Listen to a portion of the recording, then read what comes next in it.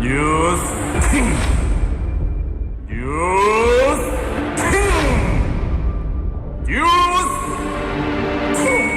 박지훈입니다. 박지훈과 함께하는 당신이 뉴스킹. 안녕하십니까, 뉴스킹의 박지훈입니다. 자, 북한이 어제 14일이죠 오후 2시 55분쯤 평양 일대에서 동해상으로 중거리급 탄도미사일 발사를 했습니다. 오늘 국초음속 기동형 조종 전투부를 장착한 중장거리 고체연료 탄도미사일 시험 발사를 진행했다라고 성공을 밝혔는데요. 자, 이 소식 이어지는 뉴스에서 전해드리고요. 자, 오늘 뉴스킹에서는 이고은 시사평론가, 이광재 전 국회 사무총장, 태영호 국민의힘 의원, 총선 열차에 김민수 대변인과 전용기 의원이 출연을 합니다.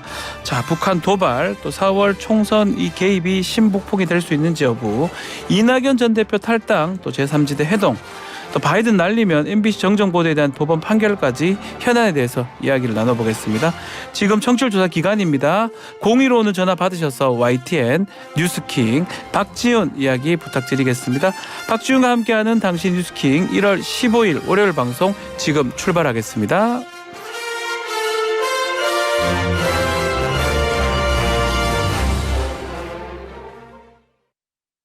모든 인쇄 가능한 성원 에드피아. 온라인 주문 간편한 성원 에드피아. 누구든지 어디서나 쉽고 빠르게 인쇄의 유토피아. 성원 에드피아. 쉽고 편한 인쇄가 현실이 되는 곳, 국민인쇄 성원 에드피아. 리틀 약사의 이름을 걸고 더더 깐깐하게 더더 꼼꼼하게 비타민 미네랄 다 리틀스.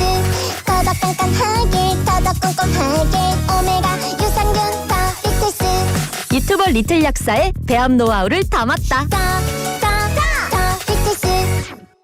확실한 성면 안전관리 필요할 땐 365 컴퍼니. 성면으로 지은 곳이라면 든든한 365 컴퍼니. 학교, 기관, 성면으로 지은 건축물이라면 안전하게 관리하세요.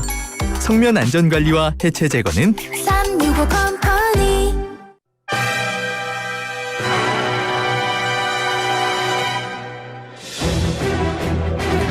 오늘도 뜨거운 이슈 시원하게 풀어봅니다. 킹스맨 이고은 평론가 나오셨습니다. 안녕하십니까? 네, 안녕하세요. 자, 킹스맨. 자, 오늘도 정치권 소식 키워드로 살펴보는데요. 자, 첫 번째 키워드 뭡니까? 네, 오늘의 첫 번째 키워드 카페 회동입니다. 카페 회동이요. 네, 이 카페 회동의 주인공은 신당 창당을 선언하면서 민주당을 탈당한 이낙연 전 대표, 또 원칙과 상식 소속이던 김종민 의원, 그리고 이준석 개혁신당의 정강정책위원장인데요. 이 세 명이 어제 서울 여의도의 한 카페에서 만났습니다. 아하. 김종민 의원이 최근 민주당에 탈당한 후에 미래대연합이라는 이름의 신당을 창당한 이 3인의 주축 중에 한 명이잖아요. 네. 이 회동이 김 의원의 요청으로 성사가 됐습니다.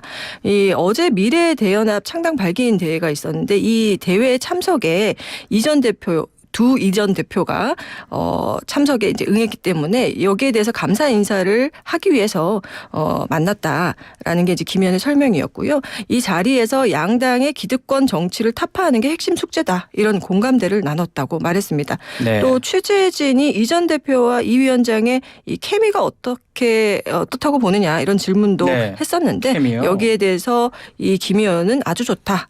두 분이 서로 견제한다는 기사가 사실과 다르다는 것을 느꼈다, 이렇게 말하기도 했습니다. 이 카페 회동. 자, 원칙과 상식 소속 의원들이 미래대연합 창당준비위원회 출범식 직전에 이루어졌는데 이낙연 전 대표하고 이준석 위원장 두 사람도 출범식에 참석을 했습니까? 예, 그렇습니다. 어제 오전에 국회의원회관에서 이 미래대연합 창당준비위 출범식이 열렸는데요. 네. 이 출범식에서는 제3지대 빅텐트론이 핵심 메시지로 거론이 됐습니다.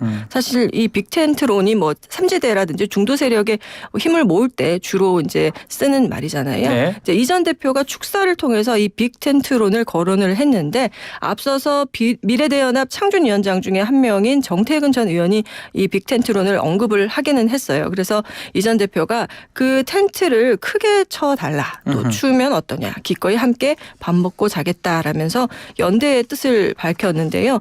이에 따라서 이 전 대표가 새로운 미래 신당을 준비하고 있기 때문에 네. 앞으로 미래의 대연합과 어떤 방식으로 연대를 이어갈지 좀 주목이 되고요.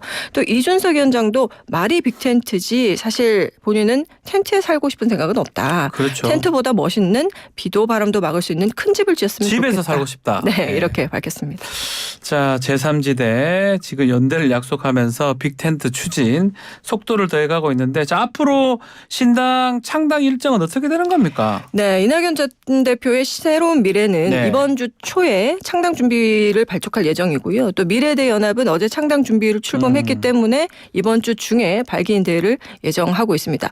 자, 이들은 독자적으로 좀 출발하고는 있지만 2월 설 연휴 전에는 빅텐트 신당을 꾸리기를 희망하는 좀 분위기가 읽히는데요. 네. 반면에 개혁신당의 이준석 위원장은 이 야권발 신당과의 통합을 하는 것에 대해서는 좀 속도 조절을 하는 분위기가 아닌가 싶은데 이 제3세력의 조기 합당론에 대한 또 질문도 있었는데 급하게 모여서 다 갈아버리면 그게 죽이지 비빔밥이겠느냐. 선명한 비빔밥을 만들기 위해서 창당의 행보에 나섰다. 이렇게 강조를 하기도 했습니다. 네. 기존에 이 녹화를 해뒀다고 하는데 이낙연 전 총리와 또 대담 방송을 16일에 송출할 예정이라고 하거든요. 그래서 이날 어떤 이야기가 좀 나올지 주목이 되고요. 그렇지만 이제 각 당의 창당 일정 그리고 진행 방향에 대해서 좀 투명하게 공유하는 게 중요하다고 하면서 이 연대를 위한 그 물밑 대화의 가능성을 시사하기도 했습니다. 자, 우리 킹스맨 두 번째 키워드, 정치권 키워드 소개해 주십시오. 네, 다음 키워드 첫 고위 당정입니다. 아, 정부 또 대통령 또 국민의힘 이게 고위 당정인데요. 어제 국회에서 그 협의회를 열었는데 한동훈 위원장이 취임 후에 처음으로 참여한 고위 당정 회의인 거죠? 네, 그렇습니다. 국민의힘이 한동훈 비대위 체제에 전환 후에는 첫 고위 당정을 연 거고요. 또 이날 고위 당정은 용산 2기 대통령실과의 상견례 자리이기도 했습니다. 아하. 그래서 어제 고위 당정에는 한동훈 비대위원장을 비롯해서 윤재욱 원내대표, 한덕수 국무총리, 최상목 경제부총리, 또 대통령실 이관섭 비서실장 등이 참석을 했고요. 네. 그동안에 이 당정이 주로 삼청동 총리공관에서 열렸었는데요. 한동훈 비대위 체제의 첫 고위 당정은 국회에서 열렸습니다. 그러니까 그만큼 한동훈 호에 힘을 실어주기 위한 것이 아니냐 이런 해석이 나오고 있고요. 네. 이 한 위원장 역시 스스로도 이 신년 첫 고위 당정이자 취임 이후 첫 번째 당정이다라면서 의미를 부여했고요. 또 당과 정부, 대통령실이 함께 한 호흡으로 일해야 한다.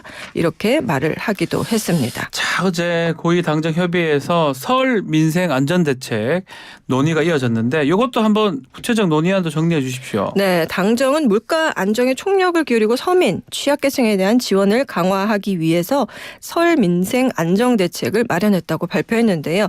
설 물가를 지난해 수준 이하로 관리하기 위해서 정부 할인 지원율을 20에서 30%로 10%포인트 올리고 또 할인 지원에 참여하는 전통시장 등의 그 범위와 규모를 대폭 확대한다는 겁니다. 예. 또 온누리 상품권도 월별 구매 한도가 있는데요. 이걸 뭐 지류나 카드, 모바일별로 각각 다르긴 하지만 월 50만 원씩 올리고 또 총 발행 규모도 4조에서 5조 원, 그러니까 1조 원을 늘리겠다. 그래서 전통시장과 골목 상권 활성화를 하고 또 적극 유도하겠다 이런 방침입니다. 하지만 이 설 민생 안전 대책에 대해서 네. 민주당은 새로울 것 없는 선심성 정책이다 이렇게 낮게 평가하기도 했습니다. 자, 이 민생 대책 논의하는 자리에서 한동훈 위원장이 대학생 학비 현감 주문을 했습니다. 네, 이 발언이 정부나 당과는 사전 논의 없이 나온 깜짝 발언이라고 하거든요. 본인이. 예, 한 위원장이 이제 다양한 영역에서 불합리한 격차를 줄이고 없애는데 힘을 집중하고자 한다. 네. 이런 이야기를 하던 와중에 대학생 학비 경감 이야기를 이어서 언급을 했는데요. 구체적으로는 지금 대학생들의 학비를 획기적으로 경감시킬 방안에 대해서 이 이야기가 나오고 있는데 정부에서도 여러 가지 준비를 하고 고민 중이기 때문에 같이 논의하고 충실히 발전시켜서 정책을 낼 수 있으면 좋겠다 이렇게 주문을 했고요. 여기에 이제 화답하듯이 이관섭 대통령 비서실장도 정부도 인식을 같이 하고 있다. 당이 이끌고 정부가 실효적으로 뒷받침하겠다 이렇게 말을 했습니다. 근데 이 대학생 학비 문제가 굉장히 뭐 민생 경제에도 중요한 문제, 또 우리 사회의 교육 문제를 생각하면 또 민심을 뒤흔들 수 있을 만한 굉장히 크고 중요한 화두일 수 있는데요. 저는 이제 이 발언을 보면서 기존에 이제 윤석열 정부 들어서 취약 연령 그 하향 문제라든지 예. 69시간 주 69시간 노동 등 이제 설익은 이 공원들이 조금 문제가 된 적이 있지 않았습니까? 그래서 당정이 앞으로 이것을 어떻게 다룰지 선거를 앞두고 있는 상황에서 좀 더욱더 주목되는 부분인 것 같습니다. 자, 한편 한동훈 위원장이 고위 당정 마치고 기자들을 만나서 개인의 지지도가 상승하는 것에 대해서 질문을 하니까 대단하다고 생각하진 않는다 이렇게 답을 했습니다. 네, 이 본인 지지도만 오르고 당 지지율에 큰 변화가 없는데 개인에 대한 지지는 국민들이 좀 잘 봐주는 것이다. 네. 대단한 거라고 생각하지 않는다면서 국민의힘이 열심히 노력하고 있기 때문에 국민들이 서서히 알아봐 줄 것이다 이렇게 생각을 한다고 밝혔고요. 네. 또 회의에서 김건희 여사 특별법 그리고 이태원 특별법에 대한 논의가 있었느냐라는 그런 질문도 나왔는데 그런 것을 논의하는 자리는 아니다라면서 말을 아끼기도 했습니다. 자, 마지막 정치권 키워드 이재명 대표 관련 소식인가요?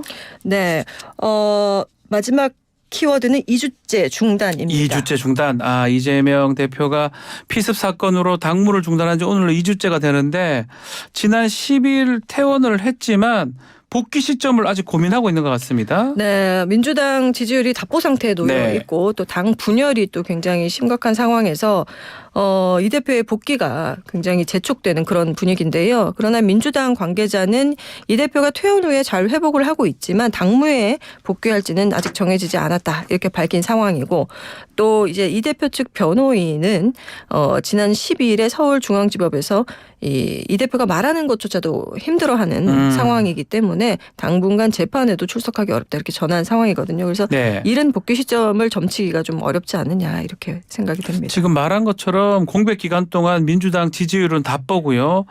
당 분열 이렇게 하는 숙제 같은 게 많이 좀 있는 것 같아요. 네, 가장 첫 번째 과제가 결국에는 당의 그 네. 내부 분열을 수습하는 겁니다.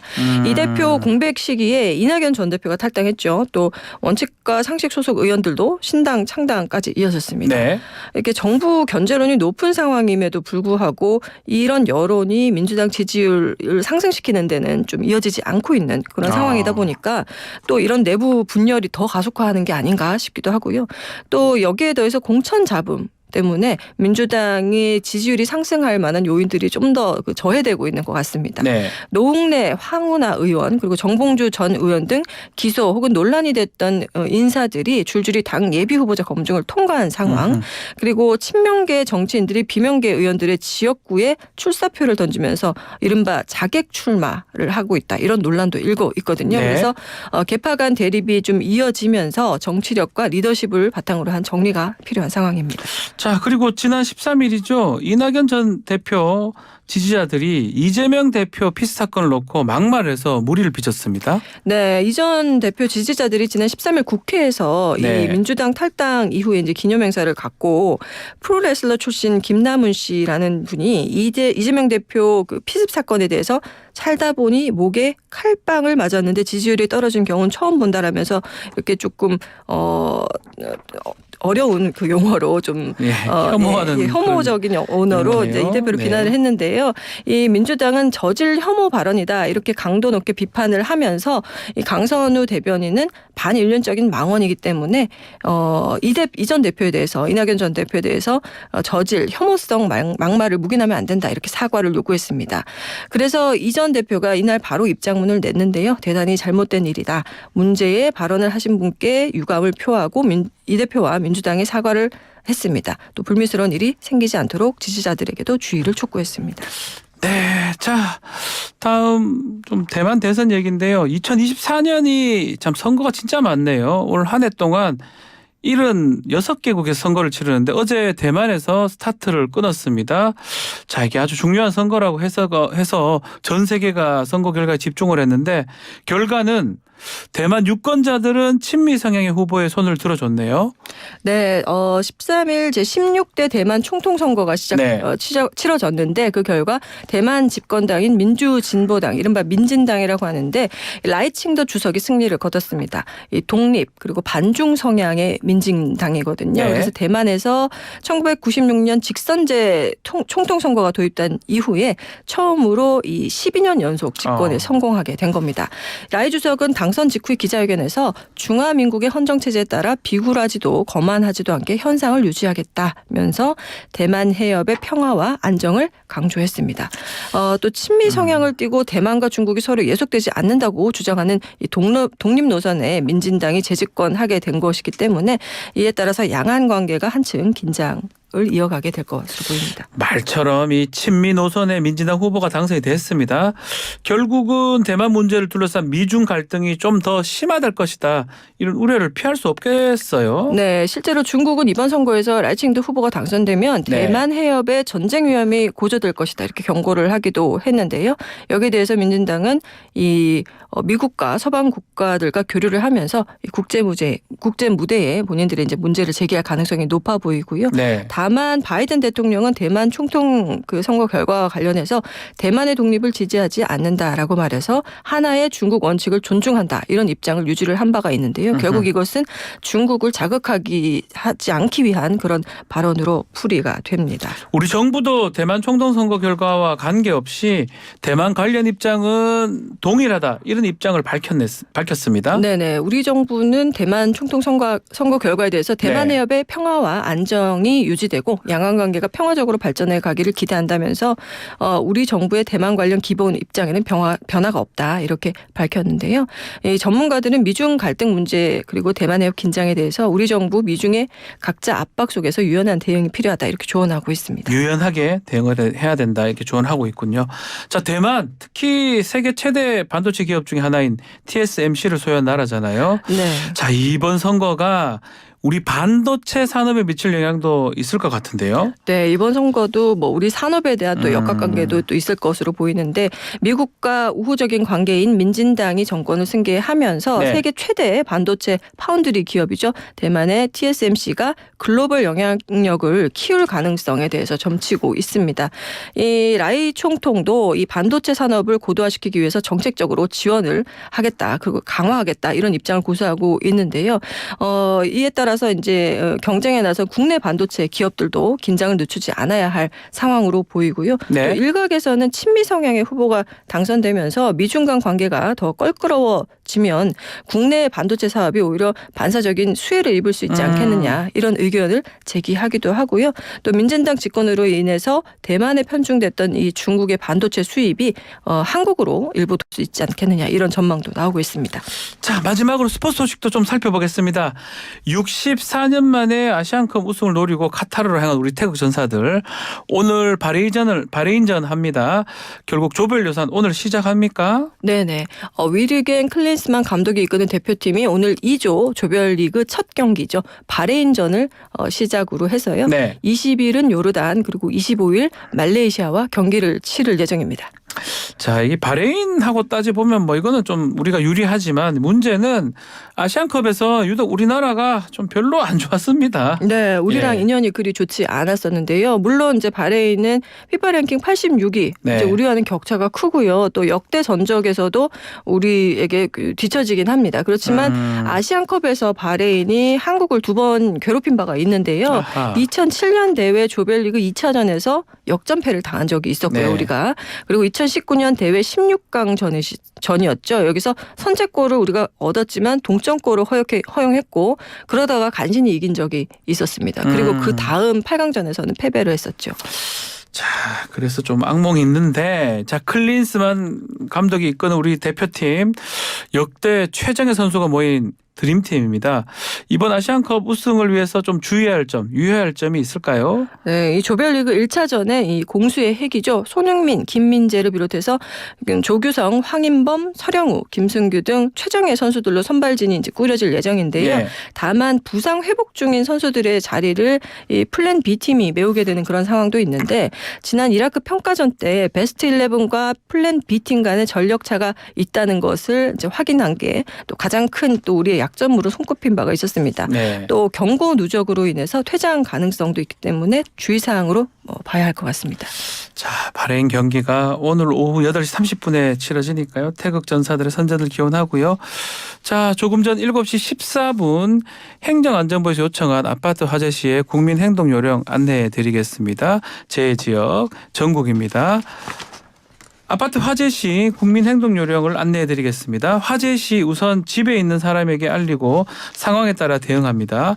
우리 집 화재로 대피가 가능한 경우는 계단을 이용해서 낮은 자세로 지상이나 옥상 등 안전한 장소로 대피하며 이때 출입문을 반드시 닫고 엘리베이터는 타지 않습니다. 우리 집 화재로 대피가 어려운 경우는 대피 공간으로 이동하여 대피하고 대피 공간이 없는 경우 화염이나 연기로부터 멀리 이동해 문을 닫고 젖은 수건 등으로 틈새를 막고 119 신고 후 구조 요청합니다. 다른 집 화재 시 우리 집으로 화염이나 연기가 들어오지 않는 경우는 세대 내에 대기하면서 창문을 닫고 119에 신고 후 안내 방송에 따라 행동합니다. 다른 집 화재 시 우리 집으로 화염이나 연기가 들어오는 경우는 복도 계단에 하얀 연기가 없어 대피가 가능한 경우는 신속하게 대피하고 대피가 어려운 경우는 구조 요청합니다. 이상 소방청에서 알려드렸습니다. 자, 킹스맨 오늘 여기서 마치겠습니다. 이공평론가 감사합니다. 네, 감사합니다.